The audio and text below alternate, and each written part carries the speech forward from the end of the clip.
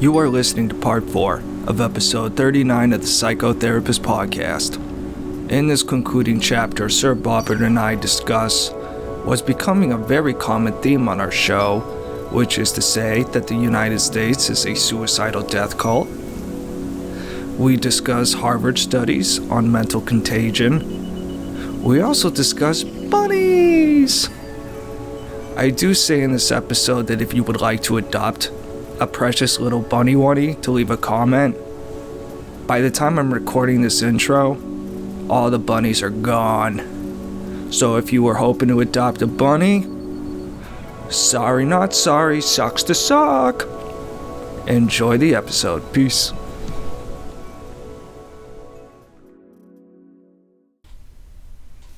So give me a feel for your post-test marathon.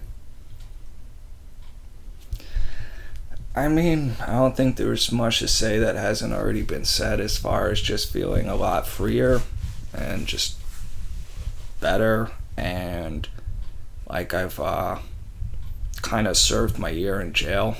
Yeah. So I can have a life again. So overall, it's pretty positive, and I would say. Yeah, and want to start writing more and drawing more, and I've been still working on the Tibetan bowls, and I've just got other projects and other things I'd like to spend time on rather than just law school shit. Mm-hmm. Did you have a balance? Have you found a balance for all that stuff?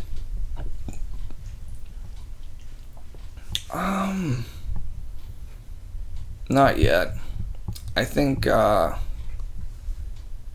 would say probably spending too much time on the video games as far as like after work and shit. I don't know, I've just been like kind of in a little bit of a lazy mode, kind of like I'm on vacation, whatever. That kind of ended, this past week just because I had a lot of work and stuff to do, so it's whatever. But is that sort of syndrome where you feel like you deserve a reward for this hard work, so you're gonna give up a few days and say, what the hell, I'm just gonna play video games and screw off? Yeah, I would say so, probably. Because over the past couple of years, when the topic of sleep has become so prominent, one of the things they talk about is that notion that some people feel that, hell, they have no time during the day to themselves. They're working for somebody, or they're a parent or whatever, and they just have no time for themselves. And a lot of it emanates from that sort of anger that they just can't do what they want to do. So when do they do it? They do it at night. So they end up staying up late. It's just common sense kind of thing. But a lot of people were doing it so much they noted that as a issue around sleep. Yeah. You should ask people that if you're doing an interview with them, about sleep. Did you find yourself ever doing this kind of thing? Yeah, and I know I've had mixed reactions when I was on my trial, because sometimes I would finish work at like 11:30 at night and then just go straight to bed, but other times I'd be like, fuck it, man, I haven't been able to enjoy 1 second of this day. Let's fucking play video games for an hour and watch porn or what the fuck ever, know? And then because you've got this resentment that's built up, that crops up, the resentment that you've just been doing all this shit, and yeah. What kind of a day did you have for yourself? Not much. It was all just, other stuff you were doing. Yeah. Do you think Americans would be happier if we just gave up on that individualistic thing that drives us? You know what I mean? Because I think it's too much for most people to handle, to be honest. And I think it's so much. I feel like so many people in America are just missing any sense of purpose and like being for something other than yourself. And like, I just don't know if we have like a really healthy mindset when it comes to like, I don't know, not being a selfish cunt. But then again, we may not be so different from other countries. I don't know. I haven't lived anywhere long enough to compare, I think you'd have to talk to, sociologists, anthropologists, because certainly we've been given this sense of freedom, and has that been a good thing or a bad thing? I think it's been both. Yeah. Because people in China, they don't even know what the hell freedom is. North Korea, none. so they couldn't hold these resentments because they didn't get their time to themselves today. I wonder if they still struggle with that, though. That's kind of the question. It's a good question. Because, so much I think the appeal of, communism and things like that is, whatever happened, whatever horrible shit I went through, it's all was for in service to the state or this beautiful collective or, the proletariat utopia or whatever the fuck ever, Yeah. It gives people something to jump on a bomb for. Yeah, and they do. And they do. And they do. Yeah. Yeah, it's interesting. Yeah, we kind of have the opposite problem where it's we're just killing ourselves because... Right. Yeah. Yeah, it is an interesting thought. Yeah, and also, could you ever even balance those things? Because, I obviously, lean very much more heavily towards freedom over authoritarianism, but that doesn't mean it's all unicorns. Exactly.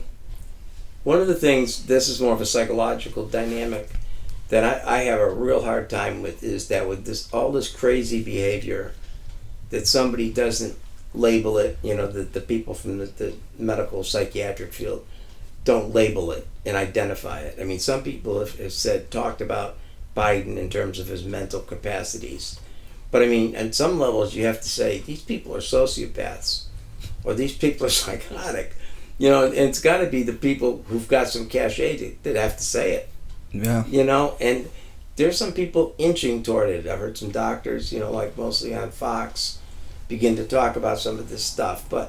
And the concept of things like contagion, with the gender identity stuff. So much of it's going on now that hasn't gone on, before. And I think a lot of it is a contagion issue. Things that's the kids, social pressures. Yeah, the kids, it's the hip new. I definitely think there's plenty of legitimately trans people, and then there's others who are just trying to fit the trend, or their parents are trying to what's the word, virtue signal or what the fuck ever. Yeah. There was a guy named Fritz Radel, and he was connected to this place called the Walker Home in school. You might have heard of it. It's pretty famous. I think it still exists in some form. It was out in your area, actually. Mm-hmm. And then they had, programs up in New Hampshire and Vermont and stuff like this. They were residential treatment programs. And they were the best in the country.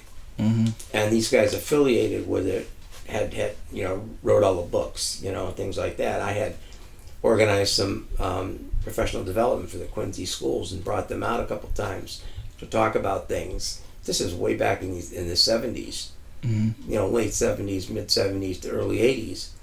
And they came out and they would do a workshop on physical restraint, stuff that the schools were afraid to even deal with. Mm-hmm. Literally they would show how to do it, have any volunteers. If not, they'd use their staff. And then they would talk about some of this stuff, real hardcore behavior, but they didn't mince words. They would talk about kids. Look, if the kid doesn't have empathy and he's 9 years old and he's been behaving this way and he's crossed that 5-year-old mark where he doesn't show any sign of empathy and he's behaving this way, look, you're going to be looking at prison for this kid, So let's face facts here. They talked like that. It was really reality-based stuff. Let's beat some empathy into them. Exactly.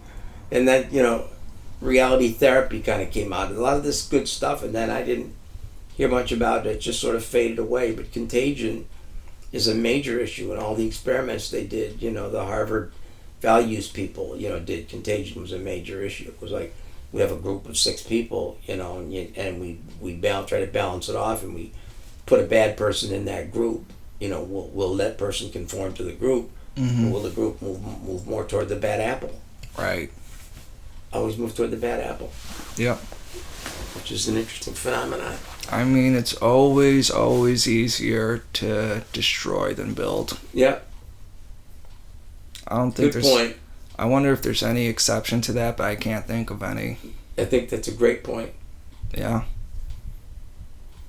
So I have to, about 5 minutes, so I have to get to a bank before they close. Okay. So anything you want to talk about in terms of issues or thoughts? Nothing really major for me. I'm just gonna throw this, since the mic's in my face, to the audience. If there's anyone, let's hear it. if there's anyone looking to adopt a bunny, an adorable baby bunny, leave a comment. Okay. Do you have some? Well, my friend does. He has 5 newborns, and I actually, to help him get rid of them because he doesn't want to keep them, I put on my dating profile a picture of them and like a description saying like, you know, they need a home or whatever. So far I've got 2 takers. Really? Yeah. Are they taking you too, the dating people, not just the bunnies? It's just purely transactional, and I'm okay with that.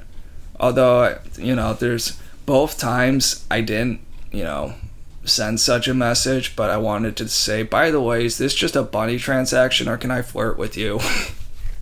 You know, but we'll see. So you're using it as an entree? Yeah. I mean, I do legit want to help to find these bunnies, you know, get a home. And in my head, I was like, girls gotta love that shit. And they do. Yeah. Yeah. So. And if you watch some of these talk shows, dating talk shows, they talk about that, you know, bringing animals into the scene. Oh, yeah. Animals are always just a good way to mess with the female mind, I guess I should say. Mm-hmm. All right, so you're devoting some time to the dating scene via the Match.com, that kind of thing. Yeah, I'm spending just very minimal time on the apps. There's really only one person I'm even talking to, but she's with her dad.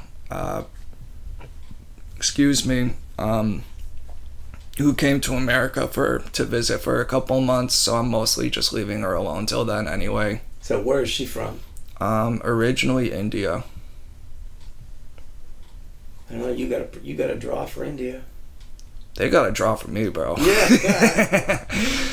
Yeah, I don't know. It's You're just gonna polish up all, you know, your Tibetan bowls and singing bowls and yeah, man. things like that. Should start drawing like Vishnu or whatever on them, but start pandering. But I don't know. Does India have really any beef with Tibet? Yeah, I have no idea. Yeah, they do. Okay. Yeah. Yeah, so maybe I should avoid that. Right, but some of the singing bowls are not. Tibet doesn't own them. But that is true. They sort of are known for them. You know, the monks, the Tibetan monks. Right. Yeah, I don't know what's going on politically there. You know, I used to get these little flags, you know, Save Tibet in the mail, you know, things you hang up, you know. Yeah. You know, it's different things on them, but... Yeah, I think Save Tibet died in the 90s. Did it? Okay. I think that's when people cared the most, and then they stopped caring for whatever reason, because 9/11 or what the fuck ever.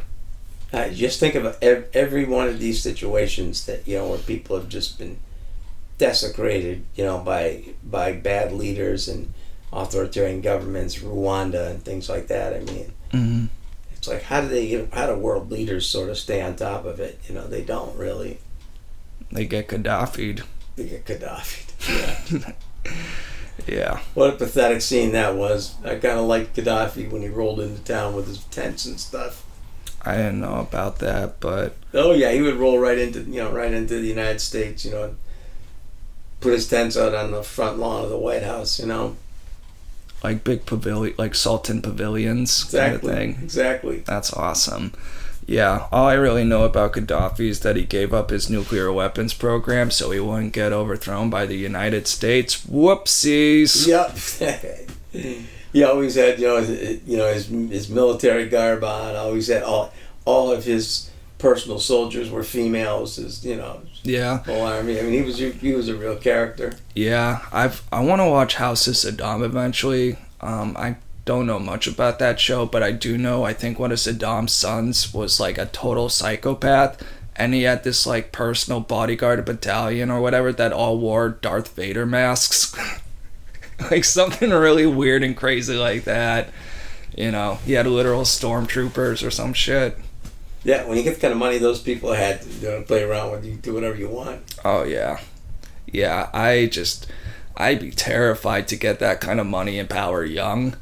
I feel like I could handle it better now, but oh my Right. God, growing up that way, I'd Yeah. be such a little shit, Yeah. you know? Yeah, it would be interesting though, wouldn't it? Yeah. You know, Dan Carlin has an interesting point though, because you want to believe that absolute power corrupts absolutely.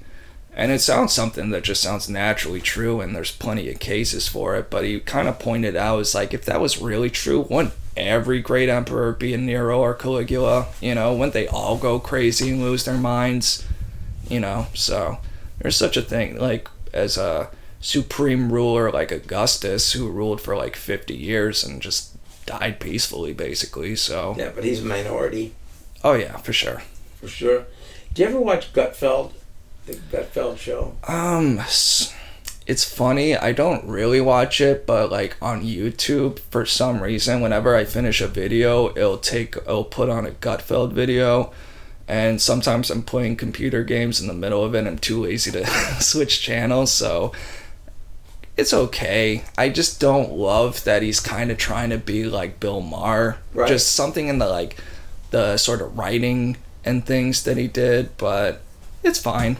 It's an okay show. Yeah, it's worth checking out once in a while. I like Kat Timpf. A couple of his earlier Kat Timpf, yeah. Oh, she's a snack. Oh, God, and then Tyrus and some of those people. But he's legitimately getting some people on now that are like, you know, people that you recognize, you know. And he's getting some good-looking women on, you know, who aren't just the same Fox cast of characters. But he can be pretty funny, and some of the things he says are outrageous. And I had one of my kids bought it for me. I think it might have been his first book, which was all about, you know, being cool, you know. Actually, it was about being woke. Before woke, they used the term woke. It was called Cool. And he like believed in wokeism at that time, No, or was that like a it was satire? just a satire, you know. Okay, gotcha. Yeah. Interesting. About being cool, yeah. Yeah. What guests has he had on lately? Anyone good? Well, a lot that you would know from the names you've mentioned to me. A lot of those people who do podcasts. Okay, yeah. It's kind of the podcast circuit. I mean, he has a lot of them on. Yeah. I do like that it's becoming its kind of own mainstream in a way. Yeah. You know. Well, the funny thing is that the part that you would, the reason I mentioned enjoy it, is that the podcast people, like you mentioned Dan Carlin and others, they kind of rip each other, you know, or they make comments about each other, you know. It's like a game they're playing, you know.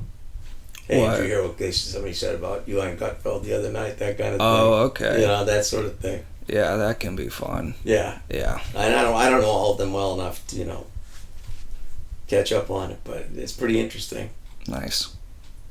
So check it out once in a while.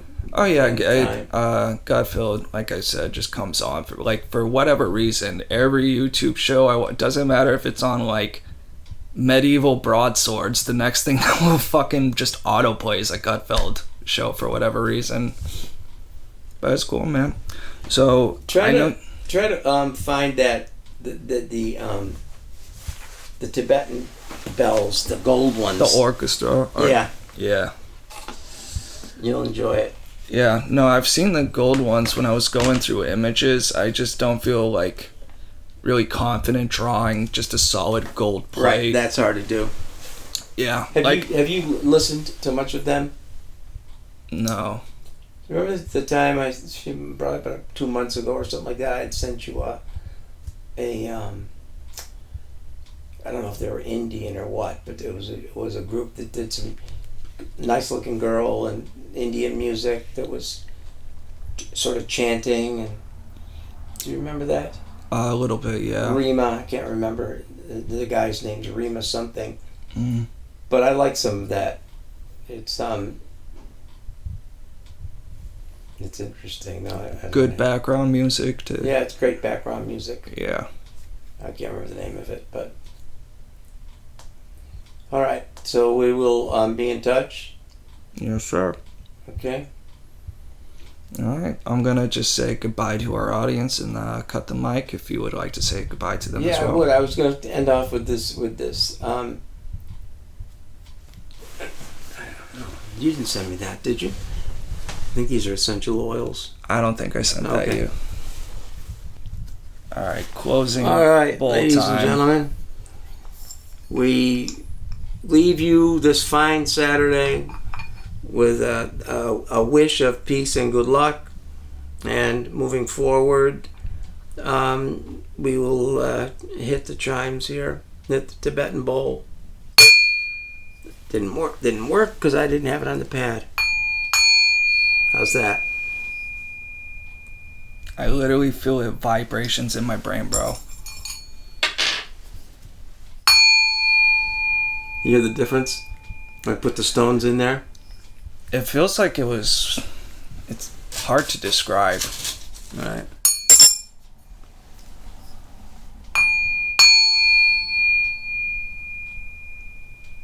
Interesting.